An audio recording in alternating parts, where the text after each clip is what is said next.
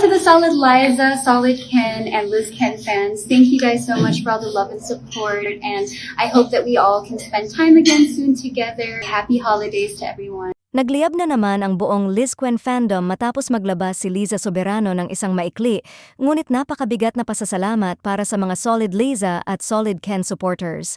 Ang simple niyang linyang, "Hello to the Solid Liza and Solid Ken.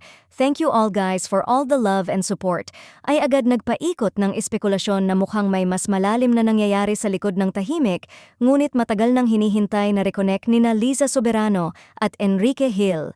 Para sa fans, hindi ito ordinaryong shoutout, hindi ito casual, at lalong hindi ito typical sa mga nakaraang buwan kung saan parehong nanahimik ang dalawang kampo tungkol sa estado ng kanilang relasyon. Kaya nang bigla itong sabihin ni Liza, sabay tayong tumalon ang Liz Quen fandom. May something? May pagbabalikan? Ayon sa ilang fans, ang pasasalamat ni Liza ay parang soft signal na nagsisimula ng ayusin o i-rebuild ang koneksyon nila ni Enrique. Lalo na't sa ilang interviews nitong huli, kapansin-pansin na mas gentle, mas warm, at mas open si Liza kapag nababanggit si Enrique, malayo sa dating matigas at guarded na tono noong panahon ng hiwalayan issues. May ilan pang netizens ang nag-comment, kung wala silang connection, bakit niya pa kailangan i-acknowledge Solid Ken fans? May bigger chance talaga na magkabalikan sila, ramdam sa tono.